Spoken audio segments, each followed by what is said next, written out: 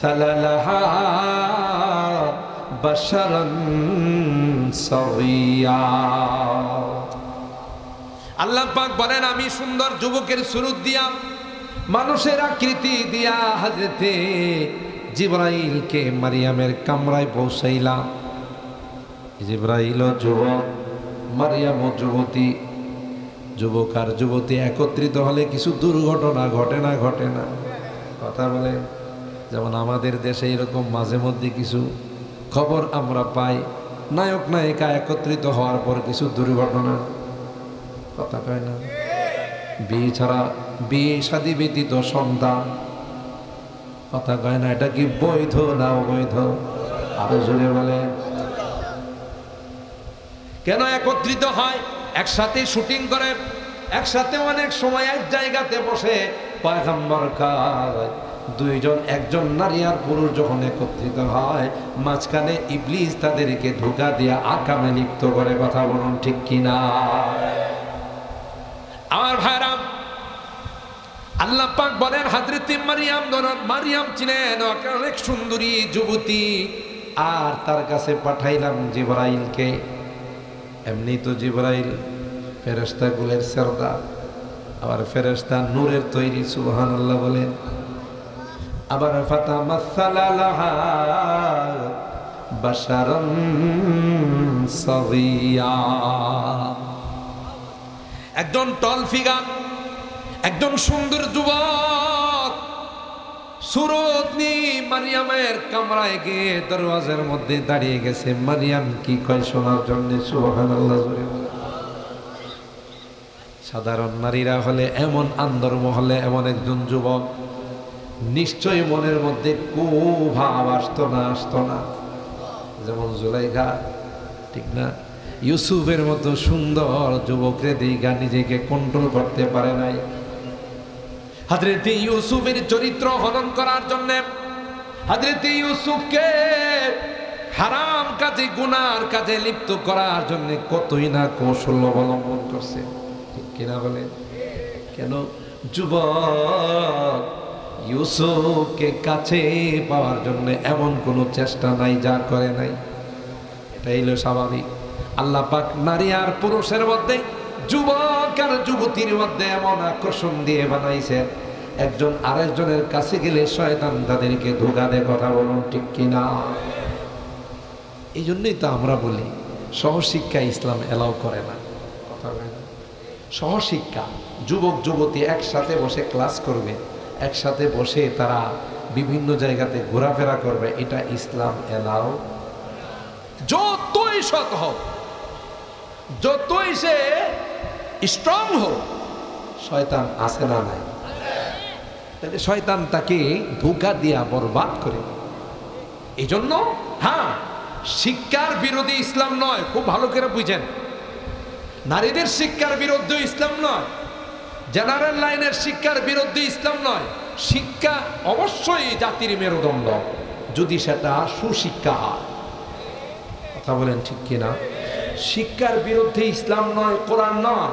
আমরা শুধু এইটুকুন অ্যাড করতে চাই, কারণ নারী ডাক্তার যদি না হয়, নারী পেশেন্ট যারা আছে, রোগী যারা আছে, তাদেরকে কে দেখবে? কথা বলেন ঠিক কিনা?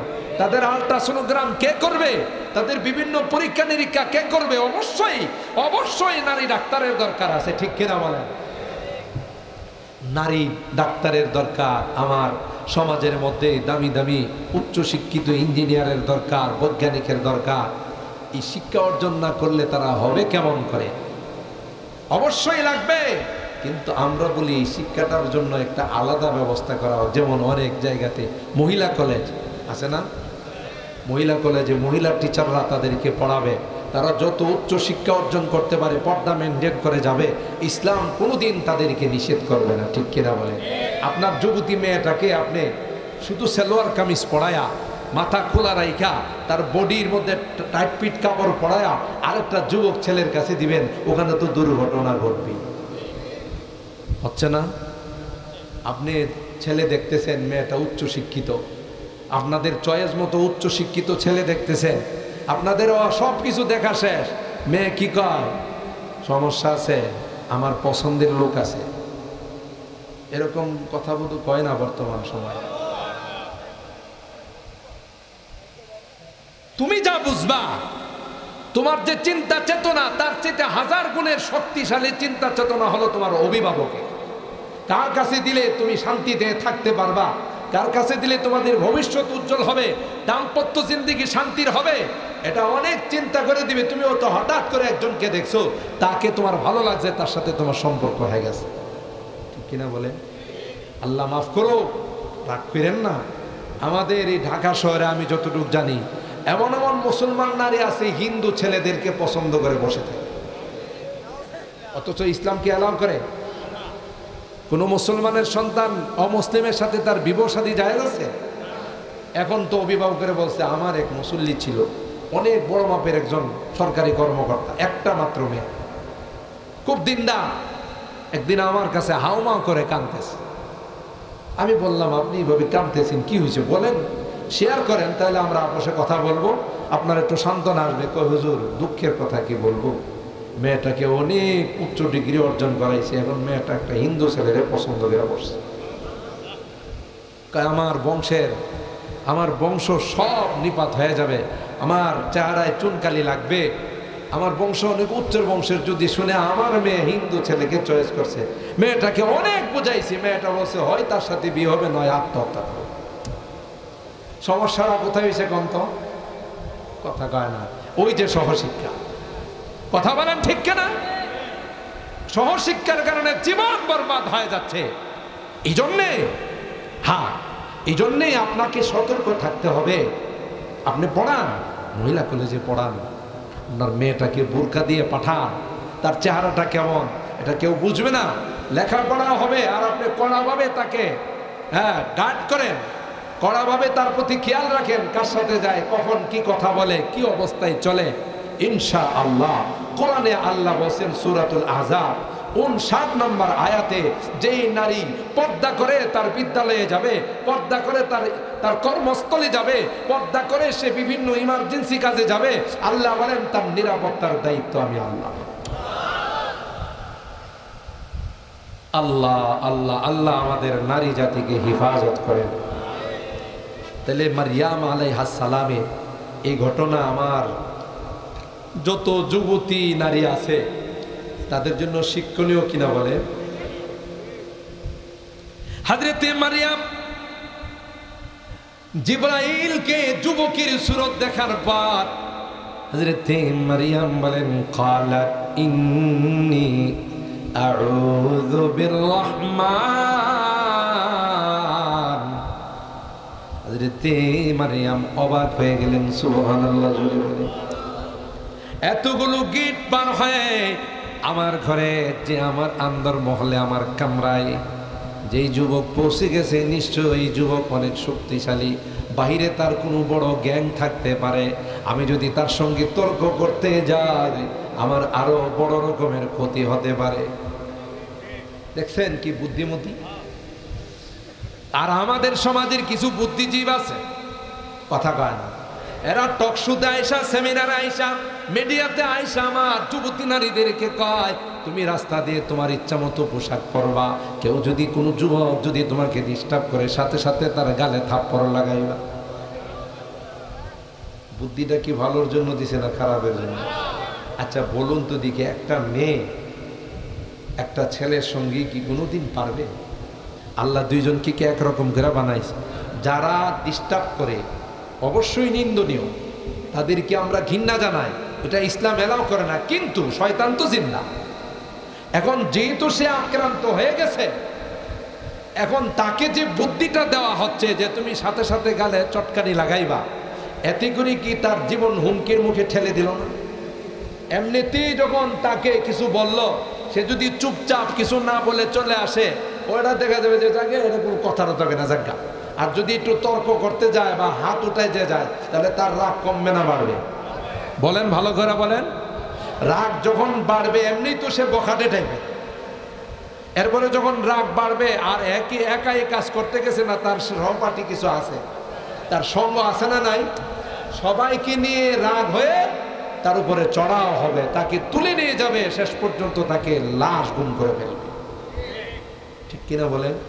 কোরআনে আমাদেরকে শিখাইছে, না মা তুমি যদি এরকমের বিপদের সম্মুখীন হও তাহলে সবচাইতে বড় আশ্রয়দাতা যিনি সব কিছুর মালিক আল্লাহর কাছে পানা চাও। সুবহানাল্লাহ। হযরত মারইয়াম বলেন ক্বালাত ইন্নী আউযু বিররহমান মিনকা ইন কুনতা তাকিয়া। মারইয়াম করুণ সুরে কান্না জড়িত কণ্ঠে বলে, এ যুবক, আমি জানি না তুমি কে, তোমার পরিচয় কি। যেহেতু তুমি আমার কাছাকাছি চলে আসছো, তোমার নিয়ত ভালো না। সুবহানাল্লাহ। নিশ্চয় তোমার নিয়ত খারাপ, না হয় তুমি আমার কামরায় ঢুকতে পারতা না। আর নিশ্চয় তোমার পিছনে বড় রকমের সাপোর্ট আছে, বড় রকমের শক্তি কাজ করছে, না হয় কি করে আমার অন্তর্মহলে তুমি প্রবেশ করে ফেললা। এ যুবক, ইন্নী আউযু বিররহমান, আমি তো কারো কাছে আশ্রয় চাই না, আমি তো আমার মালিক আল্লাহর নিকট আশ্রয় চাই। যুবক রে, তুমি যদি ভালো মানুষের সন্তান হয়ে থাকো, এ যুবক, তুমি যদি নেককার হয়ে থাকো, তুমি যদি কোনো ভালো মানুষের সন্তান হও, আমি আল্লাহর দোহাই দিয়া কই যুবক, দয়া করে তুমি আমার কামরার থেকে বাহির হয়ে যাও। আল্লাহ পাক এই ঘটনার মাধ্যমে শিখাইছে, হযরতে মারইয়াম ছিলেন একজন যুবতী নারী, কাছে গেছে আর একজন যুবতী পুরুষ, যুবক পুরুষ। আল্লাহ কয় পরীক্ষা হয়ে গেল যে মারইয়ামের চরিত্র কত মজবুত। সুবহানাল্লাহ। এ যুবতী মা, আমি জানি হাজার হাজার নারীরা এখানে বয়ান শোনার জন্য আসছে। এ মা, তোমার হাতে পায়ে ধরে বলবো রে মা, তুমি বড় সম্মানী। এ মা, তুমি বড় দামি। মা, তোমার ঘর থেকে বিশ্ব নবীর আগমন ঘটেছে, কথা বলুন ঠিক কিনা? হযরতে আদম থেকে নিয়ে, আদমের পর থেকে নিয়ে সমস্ত নবীরা কার ঘরে জন্মগ্রহণ করেছে? মা, তুমি বড় দামি রে। তোমাকে কিন্তু অনেকেই ধোঁকা দিয়ে বিভিন্ন পণ্যের মডেল বানাবে, কথা বলুন ঠিক কিনা? তোমাকে দিয়ে কোটি কোটি টাকা ইনকাম করবে রে মা। তুমি তাদের ধোঁকা খেও না, তাদের ওই সকল বাজে কাজে কোনোদিন তুমি অংশগ্রহণ করিও না। আল্লাহ পাক বলেন, মারইয়ামের মতো তোমার চরিত্র গঠন করো, মারইয়ামের মতো তোমার জীবন বানাও। মারইয়াম এত সুন্দর, একজন যুবককে দেখার পরেও কিন্তু আই লাভ ইউ বলে নাই, কথা কয় না। মারইয়াম কিন্তু বলছে ইন্নী আউযু বিররহমান, আমি কিন্তু আল্লাহর কাছে তোমার জন্য পানা চাইলাম, তোমার থেকে বাঁচার জন্য আল্লাহর কাছে আশ্রয় চাইলাম। মারইয়াম যখন বারবার বলতেছিল জিবরাইল পরিচয় দেয় না, ওই দেখি মারইয়ামের চরিত্রটা আরো কত মজবুত। সুবহানাল্লাহ। একটা পর্যায়ে হযরত জিবরাইল কয়, এ মারইয়াম, না না, আমি তো মানুষ নই রে, আমি হলাম ফেরেশতা কুলের সরদার জিবরাইল। আল্লাহু আকবার বলেন, আল্লাহু আকবার। ক্বালা ইন্নামা আনা রাসূলু রাব্বিক, এ মারইয়াম, আমি কোনো মানুষ নয়, আমি আল্লাহর পক্ষ থেকে প্রেরিত হয়েছি, সাধারণ ফেরেশতা নয়, ফেরেশতা কুলের সরদার জিবরাইল। মারইয়াম অবাক হয়ে তাকায় রইছে, আল্লাহ এত বড় ফেরেশতারে আল্লাহ আমার কামরায় পাঠাইছেন। সুবহানাল্লাহ। মারইয়ামের ভাগ্য খুলছে না গেছে। ওই যে আমি সুইলপুর বলছিলাম, শাহ ওলিউল্লাহ মুহাদ্দিসে দেহলভী রাহিমাহুল্লাহ, তিনি তিলাওয়াত করতেছিলেন, সাপ একটা আইসা ওনার সামনে ফনা ধরে বসে রয়েছে মসজিদের ভিতরে। উনি অবাক, হায় হায় এখানে সাপ আসলো কোত্থেকে? সুন্দর সাপ ফনা ধরে ওনার কোরআন তিলাওয়াত শুনতেছে। হযরতে শাহ ওয়ালিউল্লাহ মুহাদ্দিসে দেহলভী সাপকে লক্ষ্য করে বললেন, তুমি যদি সাপ না হয়ে অন্য কিছু হয়ে থাকে, অন্য কিছু বুঝেননি? জিন জাতি কখনো সাপের সুরত, কাওয়ার সুরত, বিড়ালের সুরত। আমাদের আপনারা চিনেন অনেকে, ভুবনুর হুজুর যে ছিলেন আব্দুল কুদ্দুস সাহেব রাহমাতুল্লাহি আলাইহি, উনি তো জিন জাতির তদবির করতেন, ঠিক না? ওরে জিন জাতি দেখলে মাপ চাইত, এমন শক্ত তদবির করতেন। তিনি একদিন বললেন, আমি কলামরি কবরস্থানের পাশে দিয়ে যাইতেছিলাম, রাত্র তখন 2টা বাজে, একটা বিশাল সিংহ বলেন। তো এরা বিভিন্ন রকমের আকৃতি অবলম্বন করতে পারে, ঠিক কিনা বলেন? তো হযরতে শাহ ওয়ালিউল্লাহ মুহাদ্দিসে দেহলভী রাহমাতুল্লাহি আলাইহির সামনে সাপ বসা আছে। তিনি বললেন, তুমি যদি সাপ না হয় অন্য কিছু হও, দয়া করে চলে যাও। 1 বার 2 বার 3 বার বলা সুন্নাত। 3 বারের মাথায় যদি না যায় তাহলে তাকে মেরে ফেলা এটা সুন্নাত। সুবহানাল্লাহ।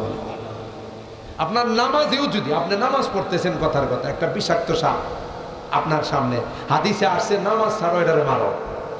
সুবহানাল্লাহ কইবেন না? উকতুলুল আসওয়াদাইন হাদিসের শব্দ। কারণ এখানে এই সাপ যদি তোমাকে চুবল মারে তোমার জান নিয়ে টান দিবে। এই জন্য তুমি নামাজ ছাড়া হলো এই বিষাক্ত জিনিসটাকে মারো, এরপরে নামাজ আবার নতুন করে পড়ো। সুবহানাল্লাহ। এটা হলো মাসআলা। তো হযরতে শাহ ওয়ালিউল্লাহ মুহাদ্দিসি দেহলভী রাহমাতুল্লাহি আলাইহি 3 বার বলার পরেও যখন যায় নাই, চাকু দিয়ে কাইটা ফেলাইছে। সুবহানাল্লাহ।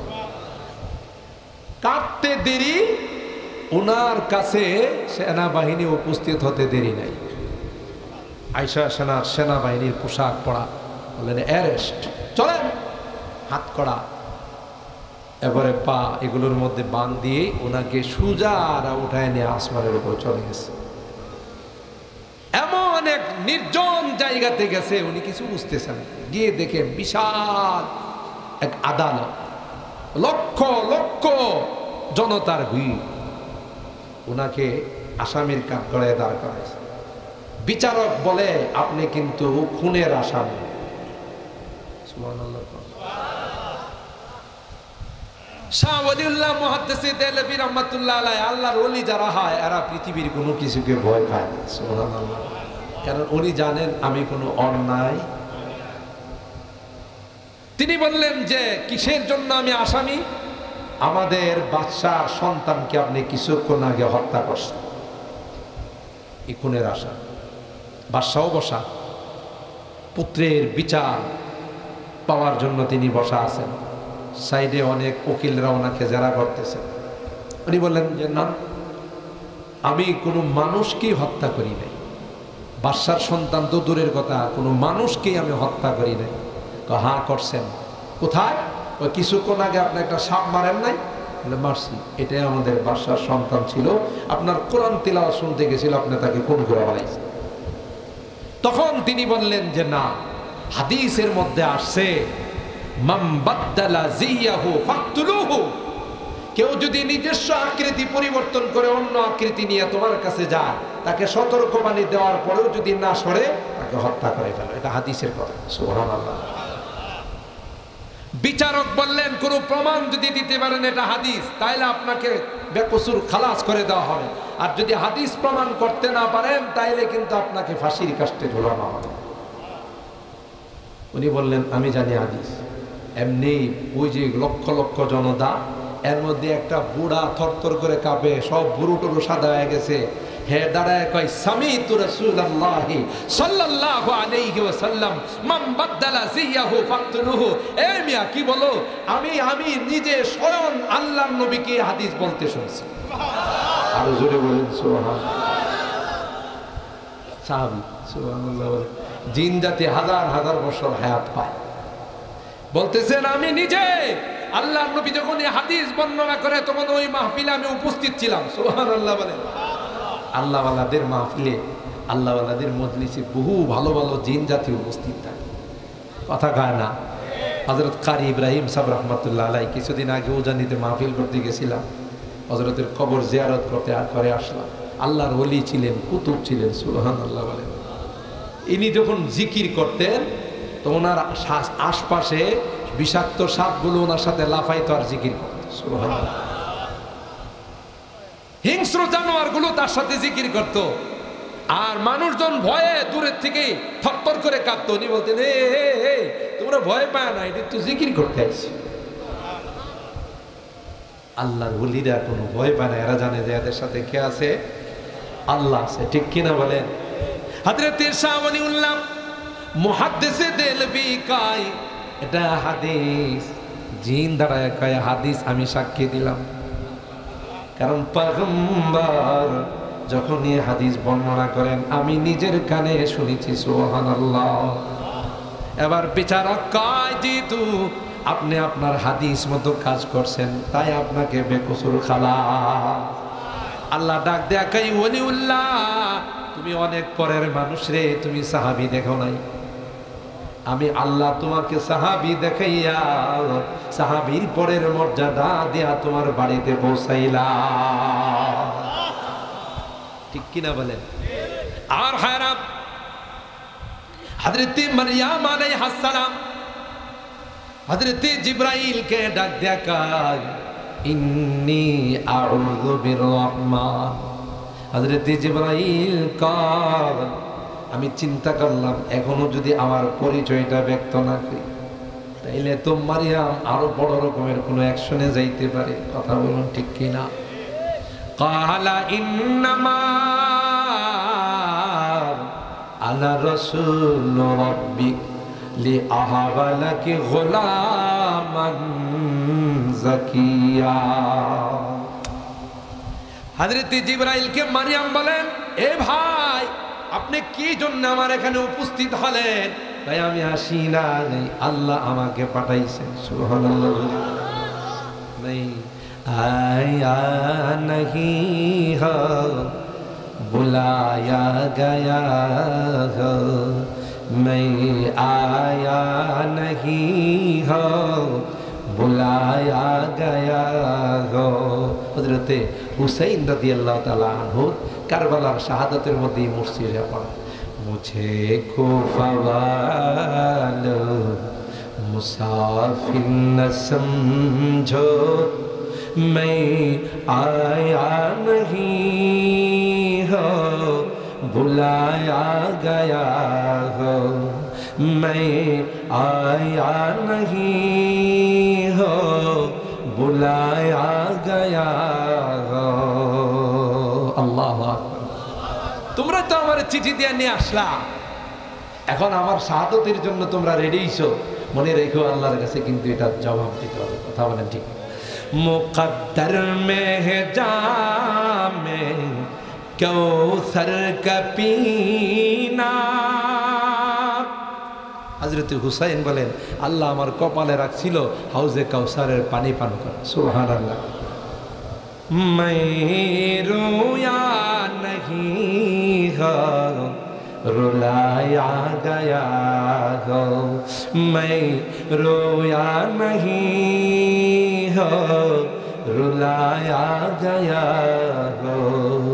আমি তো কান্না করি নাই, তোমরা আমারে কান্না করাইছো, কথা বলেন ঠিক কিনা?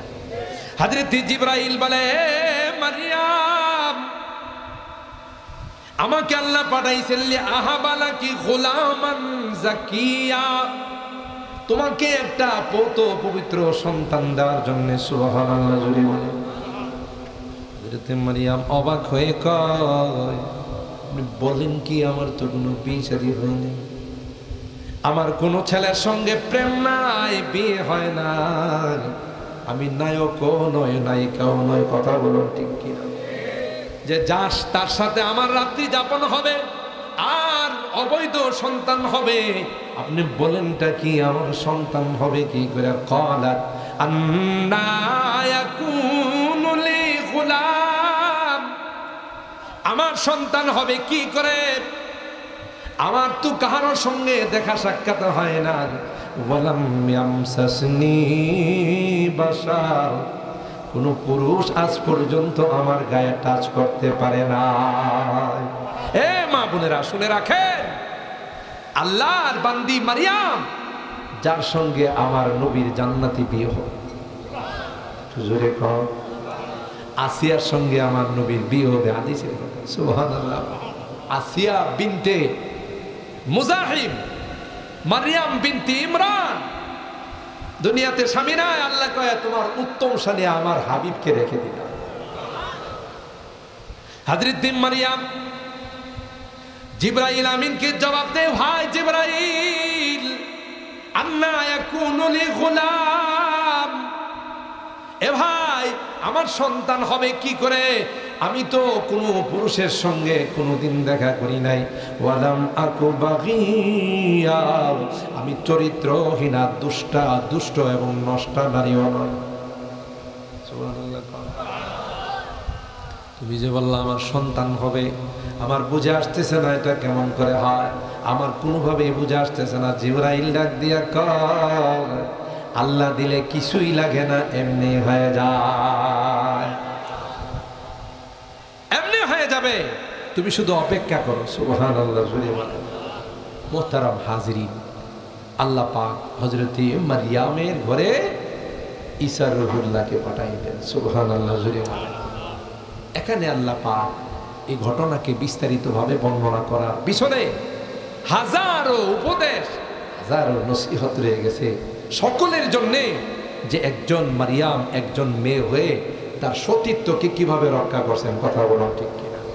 এ মা, তোমাকে যদি কেউ জবরদস্তি করে অথবা তোমাকে যদি কেউ বড় অফার দেয়, তোমার সব কিছুর চাইতে তোমার চরিত্র বড়। কথা বলো ঠিক কিনা? সব কিছুর চাইতে তোমার সতীত্ব বড়। তোমার মতে একজন যুবতী নারী ছিলেন মারিয়াম, এত সুন্দর যুবককে পাওয়ার পরেও তিনি আল্লাহর কাছে আশ্রয় চেয়েছেন। ঠিক কিনা বলেন? আর আল্লাহ পাক তার এই সতীত্বর কারণে, তার এই চরিত্রের কারণে আল্লাহ পাক তার মাধ্যমে কুদরতি গোলাম, কুদরতি নবী ঈসা রূহুল্লাহকে দুনিয়াতে পাঠাইছেন। সুবহানাল্লাহ। কিভাবে আসলেন ওখানে অনেক লম্বা কাহিনী আছে, ইনশাআল্লাহ আল্লাহ পাক যদি আবারও হায়াতে রাখে। এবার তো শেষ, বাকি অংশটা, এখানে তো হযরতে মারিয়ামকে আল্লাহ সন্তান দিবেনই পর্যন্ত আসলাম, তাই না? সন্তান কিভাবে আসলো, কি সন্তান আসলো, ওখানে আল্লাহ কি কুদরত প্রকাশ করেছেন, এই কথাগুলো পরবর্তীতে ইনশাআল্লাহ আল্লাহ হায়াতে রাখলে আগামীতে আপনাদের খিদমতে পেশ করবো ধারাবাহিকভাবে। এই 4 দিন পর্যন্ত মুফাসসিরিনে কেরামদের যেই তাফসীরগুলো আমরা শুনলাম, যে আলোচনাগুলো শুনলাম, এর উপর আমাদেরকে আল্লাহ তাআলা আমল করার তৌফিক দান করুন। আমিন বলুন, আমিন বলুন। এই যুবকরা, আমি গতকাল আপনাদের বলেছিলাম, এই পারুলিয়া পাড়া যুবকটা, পারুলিয়া পাড়াটা আর্থিকভাবে অনেক দুর্বল, ঠিক কিনা বলেন? এরা আর্থিকভাবে এতটা সবল নয়। হ্যাঁ আলহামদুলিল্লাহ এরা চলতেছে, কিন্তু এতটা সবল নয় যে এত বড় প্যান্ডেল করে এখানে 4 দিন ব্যাপী তাফসীর মাহফিল করতে পারে। কথা কন? সুইলপুর মাঠে হয়, এটা তো আন্তর্জাতিক তাফসীর মাহফিল, ঠিক কিনা বলেন? যুগ যুগ ধরে আমাদের মুরব্বীরা এটা করে আসছে, আর সবাই এর মধ্যে সহযোগিতা করে অনেকগুলো গ্রামের মানুষ, ঠিক কিনা বলেন? এবং এই তাফসীরটা যদিও সুইলপুরে, সবাই দাবি করে এটা আমাদের, ঠিক কিনা বলেন? আর নিজের মনে করে সবাই ওখানে বিভিন্নভাবে অংশগ্রহণ করে। কিন্তু এই পাড়ার যুবকগুলো আপনারা জানেন, প্রথমে শুরু করছে ছোট জায়গায়, আজকে দেখছেন কত বড় বিশাল প্যান্ডেল, ঠিক কিনা বলেন? আপনারা খুশি না বেজা? আরো জোরে বলেন। আমার এই যুবকরা এই মুরব্বীদের পরামর্শ নিয়ে তাফসীর শুরু করছে, এটা কিয়ামত পর্যন্ত থাক, আমরা চাই না, চাই না। আরো জোরে বলেন, চাই না, চাই না। তাই আজকে যাওয়ার সময় টেবিল আছে এখানে, তাদের আমাদের ভলান্টিয়াররা আছে, আপনারা এই বিশাল তাফসীর মাহফিলের জন্য কিছু অংশগ্রহণ করে যাবেন। 4 দিন কোরআনের তাফসীরের পর আজকে দোয়া হবে, নিঃসন্দেহে আল্লাহ এই দোয়া কবুল করবেন। কথা বলুন ঠিক কিনা? রুমাল আছে, লেডি আছে? আচ্ছা, তাহলে আমাদের এদিকে অতিথিবৃন্দ আছেন, মাশাআল্লাহ। আমাদের উপজেলার চেয়ারম্যান মহোদয় আছেন, আমাদের ইউনিয়নের চেয়ারম্যান মহোদয়, আমাদের ইউনিয়নের সাবেক চেয়ারম্যান মহোদয়, আমাদের আরও খান সাহেব আছেন। তো আমাদের অতিথিরা আপনাদেরকে একটু একটু করে সালাম দিবেন, দোয়া চাইবেন। এই ফাঁকি দিয়ে আমাদের ভলান্টিয়াররা আপনাদের কাছে রুমাল নিয়ে যাবে, আর দোয়া যেহেতু হবে, দোয়ার আগে আল্লাহর রাস্তায় দান করলে আল্লাহ দোয়া কবুল করেন। সুবহানাল্লাহ বলেন। তো এই জন্য আমি আপনাদেরকে বিনয়ের সাথে অনুরোধ করবো, যেই যা পারেন তাফসির মাহফিলের জন্য। এই যুবকরা তাড়াতাড়ি বের হয়ে যাও, তোমরা প্রত্যেকেই ঢুকে যাও ভিতরে রুমাল নিয়ে। আপনারা কোনো বিশৃঙ্খলা করবেন না, এক্ষুনি কিছুক্ষণের মধ্যেই দোয়া হবে। আমাদের যেহেতু অতিথিবৃন্দ, ওনারা সম্মানিত মানুষ, আমাদের জনগণের প্রতিনিধি, তাই আমাদের মাঝে তাফসির মাহফিলে উপস্থিত হয়েছেন, ওনাদের কিছু কথা আমরা শুনবো, এরপরে ইনশাল্লাহ আমরা দোয়ার দিকে যাব। এখন আপনাদের কাছে রুমাল নিয়ে যাচ্ছে, আপনারা মেহেরবানি করে রুমালে অংশগ্রহণ করুন। আল্লাহ তাআলা তৌফিক দান করুন, আমিন। এখানে মা বোনদের কথা আসে নাই, না আসলেও আমরা জানি বিশাল একটা গোষ্ঠী, বিশাল একটা জনগণ আমাদের মা বোনদের আছে, ঠিক বলা? অনেক দান খায়রাতও করেন। আমরা আমাদের মা বোনদের জন্য দোয়া করব, মা বোনদের জন্য দোয়া করব। দোয়া না চাইলেও যার যার সমস্যা আছে আল্লাহর কাছে আমরা বলবো। যারা দোয়া চাইছেন, যারা চান নাই, সকলের জন্য দোয়া করব। এই তাফসির কমিটির সেক্রেটারি যে যুবক আপনাদের সামনে কথা বললে, খুব খাটে, খুব পরিশ্রম করে সবাইকে নিয়ে, তার সাথে যার সহযোদ্ধা যারা আছেন সবাইকে পরিশ্রম করে। তার জন্য আমরা দোয়া করি, তার জন্য এই খেদমত আজীবন করে যেতে পারেন। কি বলুন, ঠিক কিনা? মার জন্য দোয়া চাইছেন। আমাদের আজকের এই মাহফিলে আমাদের এলাকার জনপ্রতিনিধি, অত্যন্ত শ্রদ্ধাভাজন ব্যক্তিত্ব আমাদের, বিশেষ করে আমাদের উপজেলা চেয়ারম্যান মহোদয়। আমরা আগে কত মাহফিল করছি, কোনো উপজেলা চেয়ারম্যানের পাইছি, কিন্তু আলহামদুলিল্লাহ আমাদের এলাকার কিছু সন্তান, আমরা এ নিয়ে গর্ব করি, ঠিক কিনা বলেন? পাশাপাশি একজন ধার্মিক মানুষ। কেউ এরকম ওপেনলি বলে না যে কোনো প্রয়োজনে যায়েন, আমি যতটুকু পারি, বরং চেষ্টা করেন না যাওয়ার, ঠিক না? আলহামদুলিল্লাহ উনি সব কয়টা মাহফিলে অ্যাটেন্ড করেন। আলেম ওলামাদের সাথে অত্যন্ত সুসম্পর্ক। আমরা উভয় এবং এখানে যারা আছেন সকলের নেক হায়াতের জন্য দোয়া করি, আমিন বলেন। আল্লাহ তাআলা যেন ওনাদেরকে আরও বেশি বেশি জনগণের খেদমত করার তৌফিক দান করেন, জনগণের পাশে যেন দাঁড়াইতে পারেন। আমাদের এই চেয়ারম্যান মহোদয় এই বিশাল প্যান্ডেলের নিজের থেকেই বলছেন, ওলামায়ে কেরামদেরকে খুব মহব্বত করেন, ওলামায়ে কেরাম ওনাকে মহব্বত করেন। আমাদের সাবেক চেয়ারম্যান সাহেবও দোয়া চাইছেন। আমাদের খান সাহেব আছেন না, দোলার খান সাহেব, উনি ছিলেন, উনিও দোয়া চাইয়ে গেছেন। আমরা সকলের জন্য দোয়া করি। ইন্সপেক্টর সাহেব অসুস্থ আছেন, ওনার জন্য দোয়া করি। দেশে বিদেশে যারা আছে তাদের জন্য দোয়া করি। জিন্দা মুর্দা, সুস্থ অসুস্থ সকলের জন্যই আল্লাহর কাছে দোয়া করি। اللهم اهدنا الصراط المستقيم صراط الذين أنعمت عليهم من النبيين والصديقين والشهداء والصالحين ربنا ظلمنا أنفسنا وإن لم تغفر لنا وترحمنا لنكونن من الخاسرين ربنا فاغفر لنا ذنوبنا وكفر عنا سيئاتنا وتوفنا مع الأبرار رب ارحمهما كما ربياني صغيرا رب ارحمهما كما ربياني صغيرا রব্বুল আলামিন আল্লাহ 4 দিন ব্যাপী তাফসীর মাহফিলের শেষ দিনে আল্লাহ গভীর রজনীতে আল্লাহ আমরা কিছু সংখ্যক গুনাহগার বান্দা তোমার শাহী দরবারে হাত উঠাইলাম। ইয়া আল্লাহ মেহেরবানি করে আমাদের জিন্দেগীর সকল গুনাহগুলো মাফ করে দাও। ইয়া রাব্বাল আলামিন, ইয়া আল্লাহ জীবনে অনেক গুনাহ করেছি যার কোনো হিসাব নাই। আজকে কাঙ্কালের মতো আল্লাহ কোরআনের মাহফিলে বসে আল্লাহ ভিক্ষুকের মতো 2খানা হাত বাড়াইলাম। এ মালিক তাওবা করতেছি, আর জীবনে কোনো গুনাহ করব না, আর জীবনে কোনো নাফরমানি করব না। আল্লাহ মেহেরবানি করে আমাদের তাওবাগুলোকে কবুল করে দাও। ইয়া রাব্বাল আলামিন, ইয়া আরহামার রাহিমিন, আল্লাহ কিয়ামতের কঠিন ময়দানে আমাদেরকে তুমি গুনাহগার বলে ডাক দিও না। ইয়া আল্লাহ তুমি যদি ক্ষমা না করো কার কাছে যাব, কে আমাদের ক্ষমা করবে? মালিক রে, আজকের এই মাহফিলে বসে তাওবা করতেছি, আর জীবনে কোনোদিন নামাজ কাজা করব না, আর জীবনে কোনোদিন হারাম খাইব না, আর জীবনে কোনোদিন নাফরমানি করব না। মেহেরবানি করে আমাদের তাওবাগুলোকে কবুল করে দাও। ইয়া আল্লাহ এই তাফসীর মাহফিলে যারা শ্রম দিয়েছেন, অর্থ দিয়ে, টাকা পয়সা দিয়ে, পরামর্শ দিয়ে সাহায্য করেছেন, আল্লাহ সকল আর সাহায্যগুলোকে তুমি কবুল করে নাও ইয়া আরহামার রাহিমিন। আল্লাহ অনেকেই সাহায্য করেছেন, রোগীদের জন্য দোয়া চেয়েছেন। বিশেষ করে আল্লাহ তাফসীর কমিটির সভাপতি ইন্সপেক্টর সাহেব বড় ভালো মানুষ, অসুস্থ অবস্থায় আসতে পারেন না, আল্লাহ তাকে সুস্থতা দান করে দিও।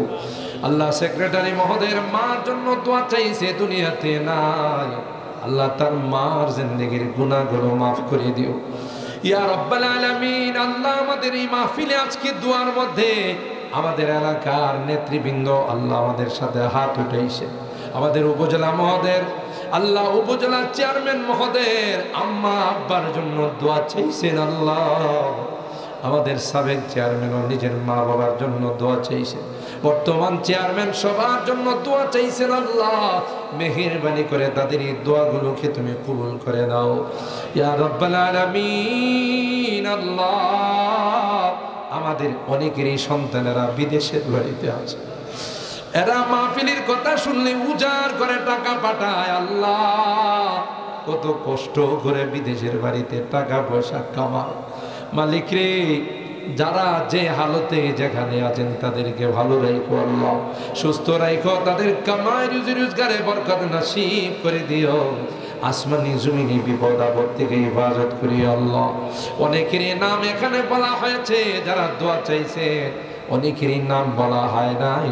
আল্লাহ তুমি তো ভালো করে জানো, সবার দিলের নেক মাকাসেদ গুলো পূরণ করে দাও। আল্লাহ এই তাফসীর মাহফিলকে তুমি কবুল করে নাও। আল্লাহ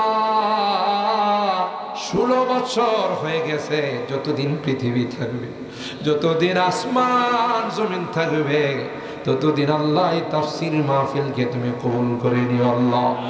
আল্লাহ যারা এখানে শ্রম দেয়, যারা বিভিন্ন ভাবে পরিশ্রম করে, তাদের হায়াতে বরকত দিও আল্লাহ ইয়া আরহামার রাহিমিন। আল্লাহ আমাদের মা বোনরা পর্দার আড়াল থেকে হাত উঠেছেন, আল্লাহ মা বোনদের হাতগুলোকেও তুমি কবুল করে নাও। বড় আশা নিয়ে, বড় আগ্রহী নিয়ে আল্লাহ সুইলপুর তাফসীর মাহফিলে, পারলিয়া পাড়ার তাফসীর মাহফিলে, নন্দনপুর তাফসীর মাহফিলে আমার মা বোনরা অনেক দূর দরাজ থেকে যায়। আল্লাহ অনেক মা হাঁটতে পারে না, লাঠি ভর করে যায়, বড় কষ্ট করে যায়। আমাদের মা বোনদের হাতগুলোকে কবুল করে নাও ইয়া আল্লাহ। অশান্তি থাকলে দূর করে দিও আল্লাহ, তাদের সন্তানদেরকে নেককারী হিসেবে কবুল করে নিও ইয়া আরহামার রাহিমিন ইয়া আকরামাল আকরামিন। আল্লাহ যত রোগী হাসপাতালে ভর্তি আছেন সকলকে পরিপূর্ণ শিফা নসিব করে দাও। আমাদের আত্মীয় স্বজন যারা হাসপাতালে শুয়ে আছেন আল্লাহ, বিভিন্নভাবে আক্রান্ত আছেন, তাদেরকে শিফা নসিব করে দাও। ও রব্বি কারীম, এই বিশাল মাজমার দিকে তাকাইয়া দেখো, কত সাদা দাড়িওয়ালারা কান্দে, যুবক কান্দে, পর্দার আড়ালের মা বোনরা কান্দে। আল্লাহ তোমার হাবিব বলেছে, রে গোলাম, জাহান্নামের ভয়ে যদি কাঁদতে পারো, আল্লাহ পাক তোমার চোখের পানি দিয়ে জাহান্নামকে হারাম করে দিবে, জাহান্নামের আগুনকে নিভিয়ে দিবে। আমাদের গুনার কারণে আমাদের জাহান্নামে দিও না, কবরে সাপ বিচ্ছু দিও না। এ মালিক, আর কোনদিন গুনাহ করব না। আল্লাহ আমার মুরব্বীদেরকে আবু বকরের মতো বানাই দিও আল্লাহ, যুবকদেরকে জান্নাতি যুবক বানাই দিও, মা বোনদেরকে আম্মা জান খাদিজাতুল কুবরা, আয়েশা সিদ্দিকা, ফাতেমাতুজ জাহরার মতো বানাই দিও ইয়া রাব্বাল আলামিন ইয়া আরহামার রাহিমিন। আল্লাহ আমরা যারা হাত উঠেছি, কার মা নাই, কার বাবা নাই, ও রব্বি কারীম, কতদিন হয়ে গেল মা বাবাকে দাফন করলাম, আর মায়াবী চেহারা গুলো দেখি না। এই তো পাশের কবরস্থানে আমাদের অনেকেরই মা বাবা শুয়ে আছেন আল্লাহ, অনেকেরই আত্মীয় স্বজন শুয়ে আছেন আল্লাহ। আজকের তাফসীর মাহফিলে বারবার মা বাবার চেহারাগুলো আসতেছে। এ মালিক, কত আদর স্নেহ মায়া মমতা দিয়ে আমাদের বড় করেছেন। বাড়ি থেকে বের হলে বারবার দরদ মাখা কথাগুলো দিয়ে আমাদের বিদায় জানাইছে। আজকে দুনিয়াতে নাই। আজকের মাহফিলে বারবার মা বাবার কথা মনে পড়তেছে। আল্লাহ, গুনার কারণে যদি তোমার জাহান্নামের আসামি হয়ে থাকে, এ মালিক, আমরা তোমার কাছে মাফ চাই, ক্ষমা চাই রে আল্লাহ। আমাদের মা বাবাকে মাফ করে দিও আল্লাহ। আল্লাহ, আমাদের অতিথিবৃন্দ মা বাবার জন্য দোয়া চাইছেন, আল্লাহ উনাদের মা বাবাকেও মাফ করে দিও আল্লাহ। তাদের কবরগুলো জান্নাতের বাগান বানাই দিও ও রব্বে করিম। আল্লাহ, আমরা তো এতিম হয়ে গেলাম, আমাদের মুরব্বীরা কেউ নাই, হযরত বড় হুজুর নাই, ফখরে বাঙ্গাল নাই, মুফতি আজম নাই। আল্লাহ, ইদানিং কালো আমাদের কাছ থেকে আরো দুইজন আলেম বিদায় নিয়ে চলে গেলেন। সতিয়ারার আব্দুল কাদের সাহেব চলে গেলেন, জামিয়া ইউনুসিয়া নুমান সাহেব চলে গেলেন। আল্লাহ, নুমান হাবিবি, আল্লাহ এদেরকে তুমি মাফ করে দিও, এদের কবরগুলো জান্নাতুল ফিরদাউসের আলা মাকাম নসিব করে দিও ও রব্বে করিম। জানি না কার কখন মালাকুল মউতের সঙ্গে দেখা হয়ে যাবে। আল্লাহ, হতে পারে কারো জীবনের শেষ মোনাজাতে হাত উঠাইলাম, কে জানে আগামী তাফসীর আমার ভাগ্যে জুটবে কিনা। এটাই যদি আমাদের জীবনের শেষ মাহফিল হয়ে থাকে, আল্লাহ ইমানের সাথে আমাদের মৃত্যু দিও, কলমাওয়ালা বানায়া দুনিয়া থেকে নিও আল্লাহ। যাদের হাতখানা পছন্দ হল, সেই হাতের ওসিলায় আমাদের দোয়াগুলোকে কবুল করে নাও। রব্বানা তাকাব্বাল মিন্না ইন্নাকা আনতাস সামিউল আলিম ওয়া তুব আলাইনা ইন্নাকা আনতাত তাওয়াবুর রহিম। সুবহানা রাব্বিকা রাব্বিল ইজ্জাতি আম্মা ইয়াসিফুন ওয়া সালামুন আলাল মুরসালিন ওয়ালহামদুলিল্লাহি রাব্বিল আলামিন। আসসালামু আলাইকুম।